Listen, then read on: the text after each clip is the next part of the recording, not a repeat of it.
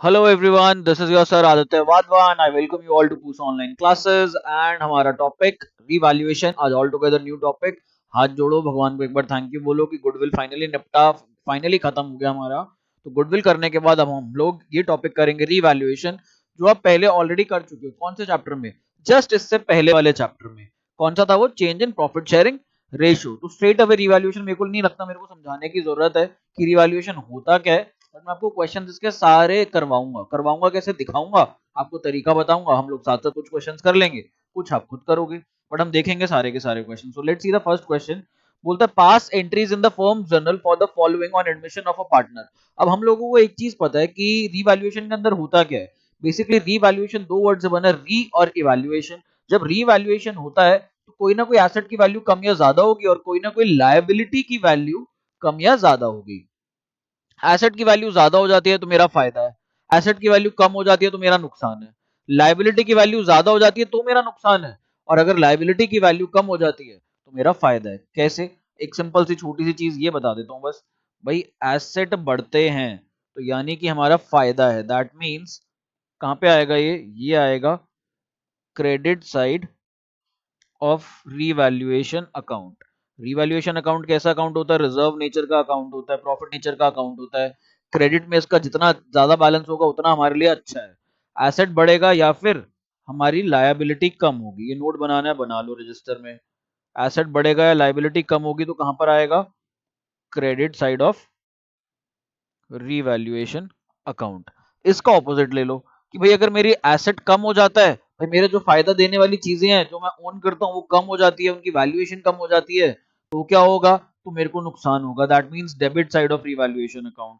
तो लिख लो यहाँ पर, अगर हमारा एसेट कम हो जाता है या हमारी लायबिलिटी इंक्रीज हो जाती है, यानी कि मेरी ऑब्लिगेशंस बढ़ जाती हैं, अगर ये चीजें हो रही हैं हमारे साथ, तो क्या होगा? तो हमारे पास आ जाएगा ये debit side of revaluation account. फिर हमने इसके अंदर चार केसेस करे थे रिवैल्यूएशन एक्सपेंसेस के। Paid and born by the firm, paid and born by the partner, paid by the firm born by the partner, paid by the partner born by the firm. ये चार cases exactly अपने जहां पर भी आपने अपने change in profit sharing ratio के notes बनाए हैं, सेम उठा करके यहाँ पर कॉपी पेस्ट कर दो, क्योंकि एग्जैक्टली वही कॉन्सेप्ट चलेगा यहाँ पर भी। देन हमारे पास और क्या था? अनरिकॉर्डेड एसेट या अनरिकॉर्डेड लायबिलिटी। अगर कोई एसेट अनरिकॉर्डेड है, यानी कि हमारे पास कोई एसेट पड़ा था, हमें पता नहीं था, हमने उसको रिकॉर्ड नहीं किया हुआ था बुक्स में। जैसे कि अब जैसे मैं इस माइक से बोल रहा हूँ यहाँ पर, तो ये माइक क्या है हमारे फोन के लिए? ये माइक एसेट है। अगर हमारे पास कोई और माइक हमें पड़ा हुआ मिलता और हमने पूसा क्लासेस की बुक्स में नहीं दिखाया हुआ एक्सपेंसेस के अंदर या एसेट्स के अंदर, तो जो अनरिकॉर्डेड एसेट्स होते हैं हमारे, वो हमारे लिए फायदा देते हैं। That means credit side of revaluation account. और अगर कोई अनरिकॉर्डेड लायबिलिटी है तो अनरिकॉर्डेड लायबिलिटी को हमें कहाँ लिखना पड़ेगा? Debit side of revaluation account. ये सारा आप पहले सीख करके आ चुके हो। अब यहाँ पर क्या एडमिशन के अंदर रिवैल्यूएशन के क्वेश्चन आते हैं सिर्फ? बिल्कुल नहीं आएंगे, सीधा फुल फ्लेजेड बड़े क्वेश्चन आएंगे। इसलिए क्या ये छोटे छोटे क्वेश्चन इंपॉर्टेंट हैं? ये अपने आप में इंपॉर्टेंट नहीं है, लेकिन जब ये फुल फ्लेजेड के साथ मर्ज हो जाते हैं तो ये उनकी पावर को डबल कर देते हैं। होती है ना कई चीजें जो अकेले ऐसा सादा खाओ अच्छा खाओ तो मजा नहीं आता, बट किसी चीज के साथ मिक्स करके खाओ तो बहुत अच्छा लगता है। क्या? जैसे कि आपको बहुत पसंद है मोमोज, कच्चे मोमोज खाओगे तो मजा नहीं आएगा, बट तीखी मिर्ची वाली चटनी मिल जाएगी तो उसके साथ भाई साहब अभी से पानी आ रहा है मुंह में, तो अच्छे लगते हैं उसके साथ ज्यादा। तो कंबाइन होके ना ये पावर बढ़ा देते हैं उन क्वेश्चंस की। इसलिए देखने जरूरी है, करने जरूरी नहीं है, बट देखने डेफिनेटली जरूरी है। अब पहली एंट्री बोलता है मशीनरी भी रिड्यूस्ड बाय 16,000 एंड बिल्डिंग भी अप्रिशिएटेड बाय 40,000। क्या मतलब हुआ कि भाई मशीनरी एक एसेट मेरा कम हो गया 16,000 से और हमारी बिल्डिंग बढ़ गई कितने से? 40,000 से। क्वेश्चन क्या कह रहा है? जर्नल एंट्रीज पास करो। तो जर्नल एंट्रीज हम लोग बहुत आसानी से पास कर सकते हैं। सबसे पहली जर्नल एंट्री, जिस एसेट की वैल्यू कम हो रही है उस एसेट को क्रेडिट कर दो और रिवैल्यूएशन को डेबिट कर दो। भाई नुकसान, तो नुकसान होगा तो रिवैल्यूएशन के डेबिट साइड आता है। Revaluation account debit. ये मैं आपको रिकैप करवा रहा हूँ एक, इसका मैं आपको रिवैल्यूएशन अकाउंट भी बनवा दूंगा ताकि आप लोगों को ना याद आ जाए कि हमने किया क्या था बेसिकली। तो ये हमारे पास 16,000 और 16,000 आ जाएगा यहाँ पर। देन हमारे पास बिल्डिंग की वैल्यू बढ़ गई तो बिल्डिंग को डेबिट कर देंगे। भाई मेरा एसेट की वैल्यू बढ़ गई तो एसेट डेबिट हो जाएगा। Building account debit to revaluation account.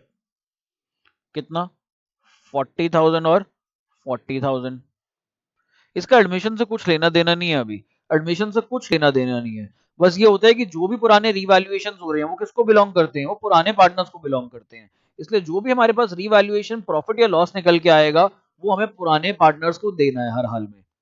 अब यहाँ पर आगे कह रहा है सेकंड पॉइंट में, फर्स्ट हो गया a provision be created for doubtful debts at the rate 5% of debtors amounting to rupees 80,000। तो यहाँ पर हमारे पास 80,000 के डेटर्स हैं, उनके ऊपर हमें प्रोविजन बनाना है। तो 80,000 पे 5%, ये हमारे पास हो जाता है 4,000 रुपए। तो 4,000 का वो प्रोविजन बना लेते हैं। तो जब हम प्रोविजन बनाएंगे तो अगेन हमारा खर्चा, तो रीवैल्यूएशन अकाउंट डेबिट, यानी कि नुकसान हो रहा है हमें, तो revaluation account debit to provision for doubtful debts, कितना आ जाएगा ये, 4,000 और 4,000। सिंपल, आगे बढ़ते हैं। सेकंड भी हो गया। Third point, provision for warranty claims भी इंक्रीज बाय 12,000। अब एक बच्चा पूछेगा सर ये वारंटी क्लेम्स का प्रोविजन होता है क्या? मैंने कहा क्या फर्क पड़ता है, नहीं भी पता लगे तो। एग्जाम में स्मार्ट बनो, अगर ये आ भी गया, चलो अभी तो मैं बता दूंगा ये क्या है, बट अगर एग्जाम में आ भी गया क्या फर्क पड़ता है, प्रोविजन है यानी कि खर्चा, और पता लग रहा है वारंटी क्लेम्स के लिए प्रोविजन बढ़ाना है, तो कुछ खर्चे टाइप की चीज लग रही है, तो खर्चा लग रहा है, तो revaluation debit, revaluation account debit to provision for warranty claims। कितना आ जाएगा ये, अमाउंट थी 12,000 रुपए, तो 12,000 12,000। अब यहाँ पर हर बच्चे को लगेगा कि मेरी जर्नल एंट्रीज कंप्लीट हो गई क्योंकि मैंने तो सारे पार्ट्स कर लिए और सर ने भी यहाँ पे टिक कर दिए फर्स्ट सेकंड थर्ड। बट यहाँ पर हमारा क्वेश्चन कंप्लीट नहीं होता है, ये गलती ना आप एंड मोमेंट तक करोगे। बाय चांस अगर यदि ये रिवैल्यूएशन का क्वेश्चन अलग से आ गया छोटा सा, यहाँ पर मैं बता रहा हूँ 99% ऑफ मेरे स्टूडेंट जितने भी हैं ये सारे के सारे गड़बड़ करके आएंगे। बट प्लीज इस पॉइंट को कहीं पे भी लिख लेना, whenever you are only doing, लिखो, मैं बोल रहा हूं इसको लिखो। चलो मैं भी लिखता हूं यहां पर साथ में, when ever, whenever a separate question, whenever a separate question for revaluation journal entries, for revaluation journal entries appears, make sure, ये चीज इंपॉर्टेंट है, make sure to calculate and distribute क्या, revaluation profit and loss, distribute, चलो ये दूसरे pen से लिखता हूं, to distribute revaluation profit and loss. भाई जब भी रिवैल्यूएशन का क्वेश्चन आए या कोई भी फुल फ्लेजेड बड़ा क्वेश्चन आए जिसके अंदर जर्नल एंट्रीज हो, तो मेक श्योर कि आप यहाँ पर डिस्ट्रीब्यूट करके आ रहे हो क्या, रिवैल्यूएशन प्रॉफिट या लॉस। जब आपको अकाउंट बनाने को बोला जाएगा तब तो आप बैलेंसिंग फिगर निकाल लोगे, बट जब आपको नहीं बोला जा रहा अकाउंट बनाने को, सिर्फ क्वेश्चन कहते हैं जर्नल एंट्रीज करो, तो वहां पर आप लोग खुश हो जाओगे और वहां पर आप लोग ये भूल जाओगे कि रिवैल्यूएशन प्रॉफिट या लॉस भी आता है। तो यहाँ पे मेक श्योर कि आप रिवैल्यूएशन प्रॉफिट या लॉस निकालो। सर कैसे निकालें?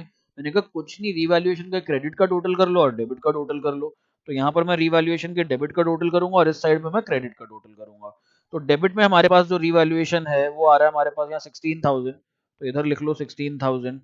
फिर हमारे पास रिवैल्यूएशन क्रेडिट में आ रहा है कितना, 40,000, तो ये 40,000 यहाँ लिख लो। फिर हमारे पास डेबिट में 4,000 और डेबिट में 12,000, तो 4,000 और 12,000। ठीक। अब देखो क्रेडिट की एक ही एंट्री थी 40,000 रुपए की और डेबिट की तीन एंट्रीज थी 16, 4 और 12,000 रुपए की। तो ये टोटल हमारे पास हो जाता है 32,000 का यहाँ पर, और ये टोटल है हमारे पास यहाँ पर 40,000 का। देखो अकेला क्रेडिट तीन डेबिट की वैल्यूज पे भारी पड़ गया, आपको भी ऐसे बनना है। आपको भी अपने बाकी जो कॉम्पिटिटर्स हैं, बाकी जो बच्चे हैं, हर 4 या 5 या हर 10 15 20 बच्चों पे भारी पड़ना है आपको, तब जाके आपका कुछ भला होगा कॉमर्स फील्ड में। नहीं तो आप लोग किसी मीडियोकर कॉलेज में जाओगे, वहीं पे थकते रहोगे जिंदगी भर, और उसके बाद मीडियोकर जॉब्स लगेंगी, आगे कुछ कर नहीं पाओगे। सीए करना है आगे बहुत अच्छा लाइफ में प्रोफेशनली करना है, तो मेक श्योर आप अकेले सब पे भारी पड़ने लग जाओ अभी से ही, और साल भर इस प्रैक्टिस को मेंटेन रखना। Healthy competition is a good thing, but ऐसा भी कंपटीशन मत करना कि किसी को नीचा दिखाओ या किसी को बुरा लग जाए इस चीज से। तो यहाँ पर हमारे पास क्रेडिट में 40,000 है, डेबिट में 32,000 है, दैट मीन्स हमारी इनकम वाली साइड ज्यादा है और हमारी लॉस वाली साइड कम है, या एक्सपेंस वाली साइड बोलूं तो कम है, तो दैट मीन्स हमें 8,000 रुपए का रिवैल्यूएशन का प्रॉफिट हो गया। और ये 8,000 किसको बढ़ता है? ये 8,000 रुपए पुराने पार्टनर्स में पुरानी रेशो में बढ़ते हैं। तो यहाँ पर हमारे पास ना तो पुराने पार्टनर का नाम दिए हुए हैं, ना पुरानी रेशो दे रखी है, कुछ भी नहीं है, तो यहाँ पर हम ये पास नहीं करेंगे एंट्रीज। बट आगे आने वाले क्वेश्चन में ये चीज होगी, तो प्लीज इस चीज का ध्यान रखना। चलो अब मैं आगे वाले क्वेश्चन दिखाता हूँ, आई होप आप लोगों को याद आ गया होगा। अगर यहाँ पर रिवैल्यूएशन अकाउंट भी बनाना होता तो अकाउंट भी बनते हुए देख लो एक बार। ऐसे हमारे पास यहाँ पर रिवैल्यूएशन अकाउंट बनता, रिवैल्यूएशन अकाउंट। बिल्डिंग की हमारी वैल्यू बढ़ गई, हमारी क्रेडिट साइड होती है, ये हमारी डेबिट साइड होती है, तो यहाँ पर हम लिख देते हैं बाय बिल्डिंग। और बिल्डिंग की वैल्यू हमारी कितने से बढ़ रही थी? सर बिल्डिंग की वैल्यू हमारी 40,000 से बढ़ रही थी। एक्सपेंसेस में हमारे पास क्या क्या एक्सपेंस हो रहे थे? मशीनरी की वैल्यू सर कम हो रही थी, हमें बनाना था प्रोविजन फॉर डाउटफुल डेट्स, और हमें सर बनाना था provision for warranty claims. Warranty लिख रहा हूँ मैं अभी यहाँ पर। तो ये कितना था? ये था मेरे ख्याल से 16,000, 4,000, और यहाँ पर हमारे पास 12,000। तो अब हमने जब टोटल किया होगा यहाँ पर, तो टोटल ये हमारे पास 40,000 और 40,000 ही आना चाहिए, बट आ नहीं रहा था। तो यहाँ पर आप लोग लिखोगे टू रीवैल्यूएशन प्रॉफिट, और जो रीवैल्यूएशन प्रॉफिट होता है वो पार्टनर्स के कैपिटल या करंट अकाउंट में जाता है। करंट अकाउंट में कब जाता है? जब उनकी फिक्स कैपिटल्स होती हैं। कैपिटल अकाउंट में कब जाता है? जब उनकी फ्लक्चुएटिंग कैपिटल्स होती हैं। अगर दोनों में से कुछ भी नहीं मेंशन्ड है तो क्या मान के चलोगे कि फ्लक्चुएटिंग कैपिटल्स हैं, तो चुपचाप उनके कैपिटल अकाउंट में डाल देना, उनकी रिस्पेक्टिव रेशोज में। कौन सी रेशो में? यहाँ पर आप लोगों को पता हमें डालना होता है ओल्ड रेशो के अंदर, क्योंकि पुराने पार्टनर्स की मेहनत अभी तक जो भी है, तो यहाँ पर जो भी नुकसान या कमाई होगी वो उनकी होगी। तो इधर हमारा बैलेंसिंग फिगर आ जाएगा, और बैलेंसिंग फिगर कितना आ रहा था यहाँ? 8,000 रुपीज। ये 8,000 दोनों पार्टनर्स में डिस्ट्रीब्यूट। तो दैट्स ऑल, हमारा रिवैल्यूएशन का इतना सही कॉन्सेप्ट है। आगे इसके क्वेश्चन जाओ, एक बार क्वेश्चंस पे नजर मार लेते हैं फटाफट से, और फिर इस वीडियो को निपटा देते हैं। मेजर पार्ट हो गया इस वीडियो का, आपको समझाना था वो समझा दिया। आगे देख लेते हैं एक बार। ये देखो, तो यहाँ पर आप लोगों को स्क्रीन पर एक नंबर दिख रहा होगा, और कई लोग फेमिलियर होंगे इस नंबर से। मेरा नंबर है, मैंने क्यों लिखा हुआ है यहाँ पर, पता लग जाना चाहिए आप लोगों को कि मैं ये क्वेश्चन नहीं कराने वाला हूँ। जो भी बच्चा इसको प्रैक्टिस करेगा और स्टिल डाउट्स आ रहे हैं, पहली बात तो डाउट्स आएंगे नहीं, इतना स्ट्रॉन्ग आपका कॉन्सेप्ट रिवैल्यूएशन का मैं करवा चुका हूँ चेंज इन पीएसआर में। तो चेंज इन पीएसआर करके अगर यहाँ आ रहे हो तो सवाल ही नहीं पैदा होता आपको डाउट आए, और मैं आपको पिछले क्वेश्चन में भी समझा चुका हूँ कि कैसे करना है। फिर भी रीड कर लेते हैं, करोगे आप लोग खुद।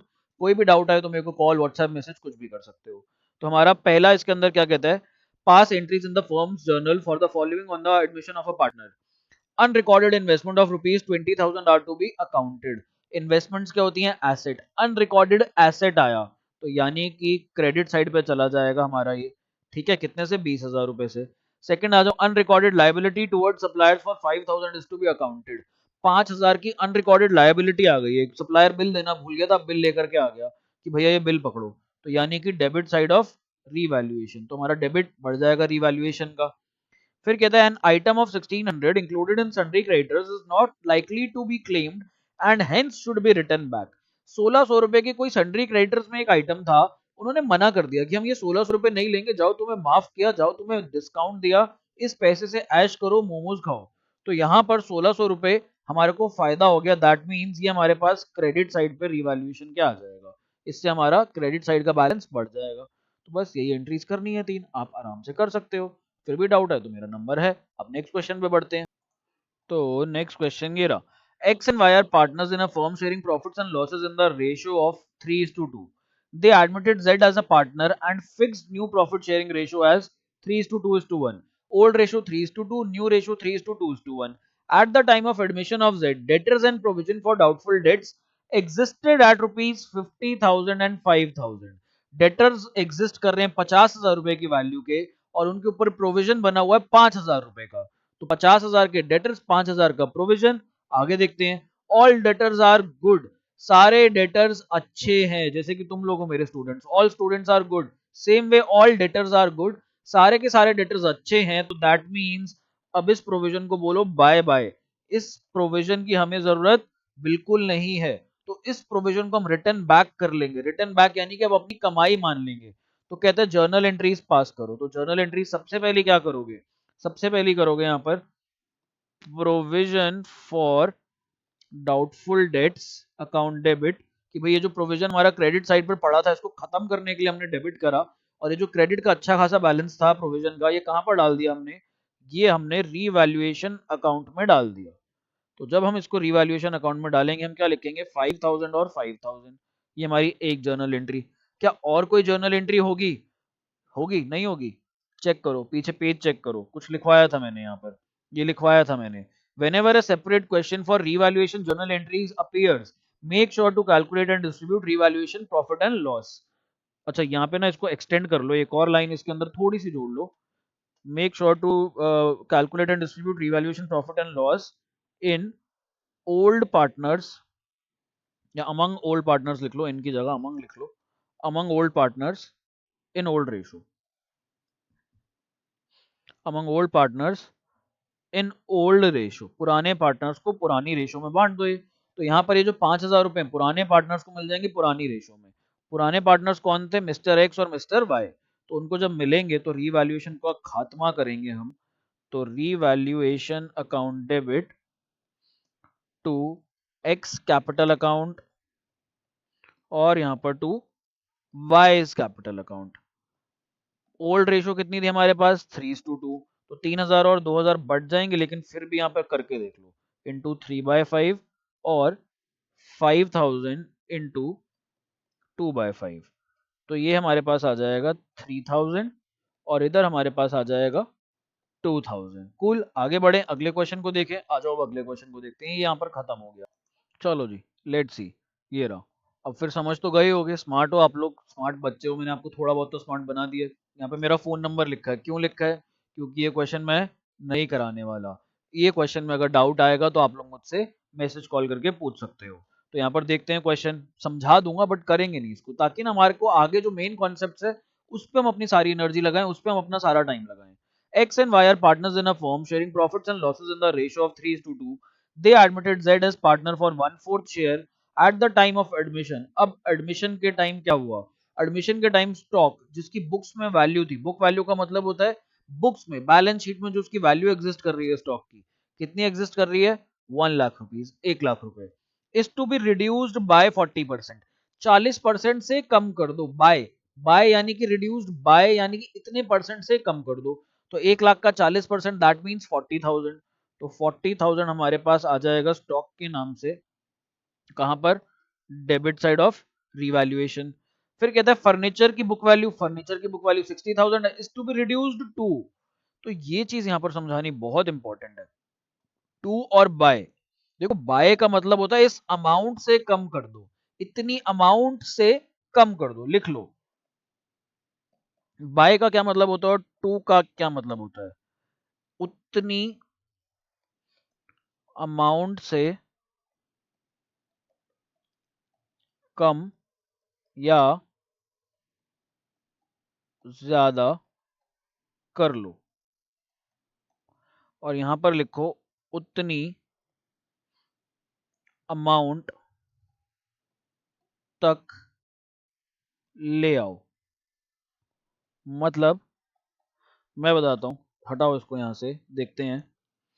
क्वेश्चन नहीं करा रहा हूं, बस एक्सप्लेनेशन दे रहा हूं, समझा रहा हूं। अब यहाँ पर ये कहता है कि फर्नीचर जो है हमारे स्टॉक जो है हमारे पास 1,00,000 रुपए का है, ये हमारे पास स्टॉक है। अब इसकी रीवैल्यूड वैल्यू कितनी है? रीवैल्यूएशन के बाद वैल्यू देख लेते हैं कितनी है। तो स्टॉक की जो रीवैल्यूएशन की वैल्यू कह रहा है रिड्यूस बाय 40% से रिड्यूस कर दो। तो मैंने कहा ले भाई तेरे को हम 40% से रिड्यूस कर देते हैं। 40% से रिड्यूस करना यानी कि 40,000 लेस कर देना। तो इसकी वैल्यू बच जाएगी 60,000 रुपीज। 40% से हमने कम कर दिया। फिर उसके बाद ये बात करता है किसकी? उसके बाद ये बात करता है हमारे पास फर्नीचर की। तो एक काम करते हैं, स्टॉक को ना इधर लिख लेते हैं, स्टॉक, इधर हम लिख लेते हैं फर्नीचर। ये ध्यान रखना, ये इंपॉर्टेंट है, ये मिस भी हो जाता है कई बार एग्जाम में, फुल फ्लेजेड क्वेश्चंस में भी आएगा ये। कहता है बुक वैल्यू 60,000 है फर्नीचर की, तो हमने यहाँ पर बुक वैल्यू लिख ली 60,000। कह रहा रिड्यूस्ड टू 40%, इसको 40% तक ले आओ। ये देखो मैंने यहाँ लिखा है ना 40% तक लेकर के आ जाओ। तो यहाँ पे 60,000, तो ये है हमारे पास जो बुक वैल्यू है। 40% वैल्यू कितनी है अब हमें वो पता है। तो यहाँ पर 40% वैल्यू कितनी है हमारे पास? 60,000 का 40% अगर करते हैं तो ये हमारे पास 24,000 आ जाता है। अब आप बीच के अमाउंट निकाल लो यहाँ पर, और बीच के अमाउंट क्या है? 36। 6000। अब एक चीज समझना, ऊपर वाले पार्ट में हमें ये पार्ट गिवन था कि भैया 40% कम कर दो, और नीचे वाला जो सेकंड पार्ट था उसके अंदर हमें ये बताया हुआ था कि 40% तक ले आओ। तो इस चीज में डिफरेंस समझना, आई होप आपको डिफरेंस समझ में आ गया है। तो ये जो चीजें हैं, ये जो दो चेंजेस हैं, हम रिवैल्यूएशन अकाउंट में क्या डालते हैं, या तो इंक्रीज डालते हैं या फिर डिक्रीज डालते हैं। तो इंक्रीज डिक्रीज हमारे पास ये दो वैल्यूज हैं, और ये दोनों ही रिवैल्यूएशन में चली जाएंगी। और रिवैल्यूएशन के किस साइड जाएंगी, ये डेबिट साइड जाएंगी, क्योंकि हमारे खर्चे बढ़ रहे हैं या फिर हमारे एसेट्स की वैल्यूएशन कम हो रही है, तो रिवैल्यूएशन के डेबिट में चली जाएंगी ये दोनों की दोनों चीजें। आई होप आपको ये क्वेश्चन समझ में आया। अब हम अपने नेक्स्ट क्वेश्चन की तरफ बढ़ते हैं। ये क्वेश्चन क्या कहता है, X and Y are partners sharing profits and losses in the ratio of 3:2। They admitted Z as a partner for 1/4 share of profits. Okay, आगे, at the time of admission of Z, investments appeared at rupees 80,000। Z के admission के time हमारी investment 80,000 रुपए की थी, that means book value 80,000 की थी। Half of the investment to be taken by X and Y in their profit sharing ratio at book value. जो आधी इन्वेस्टमेंट है, देखते हैं, 80,000 रुपीज की हमारी इन्वेस्टमेंट थी, इसमें से आधी इन्वेस्टमेंट, तो आधी कितनी हो जाएगी, आधी यानी कि 1/2 ऑफ 80,000। ये कितना आता है, कोई भी बता देगा, ये 40,000 आता है। ये कौन ले रहे हैं, ये इन्वेस्टमेंट जो है एक्स और वाई ले रहे हैं। एक्स और वाई कैसे ले रहे हैं, अपनी रेशो में ले रहे हैं। और बाकी आधी कितनी बच गई हमारे पास, अगर बाकी का हाफ निकालूं तो हमारे पास बच गया 40,000। इस 40,000 का क्या करना है, आओ देखते हैं। Remaining investments were valued at rupees 50,000। तो यानी कि जो बची कुची इन्वेस्टमेंट है, इनको रीवैल्यू कर दिया गया। तो ये रीवैल्यू हो गई कितने पे, 50,000 रुपीज पर। तो यानी कि यहाँ पर हमारे को ये इन्वेस्टमेंट्स बढ़ गई कितने से, 10,000 रुपए से। अब आप लोगों को आएगा क्वेश्चन समझ में आ गया, इसके अंदर पास नेसेसरी जर्नल एंट्रीज। तो क्या हम जर्नल एंट्रीज कर सकते हैं, बिल्कुल कर सकते हैं। सबसे पहली जर्नल एंट्री देखो यहाँ पर, एक तो इनकी प्रॉफिट शेयरिंग रेशियो कितनी है एक्स और वाई की, 3:2 है। तो इस 40,000 को मल्टीप्लाई करो 3/5 से, यहाँ पर x का शेयर आ जाएगा। 40,000 को यहाँ पर मल्टीप्लाई करो 2/5 से, तो y का शेयर आ जाएगा। ये आ जाएगा हमारे पास, 24,000 की इन्वेस्टमेंट ले जाएगा x, और 16,000 की इन्वेस्टमेंट ले जाएगा y। ये 8,000 पे कट जाएगा, यहाँ पर भी 8,000 से कट जाएगा ये। तो हमारे पास दोनों की रिस्पेक्टिव इन्वेस्टमेंट्स आ गई। ठीक है, अब आगे बढ़ते हैं यहाँ पर। तो आगे बढ़ते हैं, तो पहली जर्नल एंट्री, सबसे पहली जर्नल एंट्री क्या करूंगा, सबसे पहले मैं यहाँ पर इनको दे दूंगा ये इन्वेस्टमेंट। तो जब ये इन्वेस्टमेंट्स लेकर के जाएंगे, तो उस केस हमारे बिजनेस से एसेट चला जाएगा। तो हमारे बिजनेस से भैया 40,000 रुपए का यहाँ पर एसेट चला गया, तो मैंने इसको क्रेडिट साइड पर लिख दिया 40,000 रुपीज। अब डेबिट साइड पर क्या लिखूं, भाई पार्टनर्स जो है इन्वेस्टमेंट लेकर जा रहे हैं। अब यहाँ पर भी बच्चे फंसते हैं, बच्चों को लगता है कि पार्टनर्स इन्वेस्टमेंट लेकर जा रहे हैं, वहां मजा आ गया, उनकी तो कैपिटल बढ़ गई। बट उनकी कैपिटल बढ़ेगी नहीं, उनकी कैपिटल घट जाएगी। क्यों घट जाएगी, भैया हमारे पास इन्वेस्टमेंट पड़ी है, ये किसको बिलोंग करती है, ये इन्वेस्टमेंट बिलोंग करती है फर्म को। तो ये इन्वेस्टमेंट जब पार्टनर्स लेकर के जाएंगे, तो हम उनकी कैपिटल को कम करेंगे या बढ़ा देंगे। अब एक बच्चे के दिमाग में आएगा, सर पार्टनर को इन्वेस्टमेंट मिल रही है तो उसकी कैपिटल तो बढ़ जाएगी। मैंने कहा नहीं भैया, फ्री फंड में किसी को इन्वेस्टमेंट नहीं मिलती। हम पार्टनर्स को कहेंगे, जब तुम्हारे पास बिजनेस में 1,80,000 रुपए की कैपिटल है, सपोज यहाँ पर एक एग्जांपल लेते हैं, एक्स की कैपिटल 1,00,000 थी और वाई की कैपिटल 80,000 रुपए थी।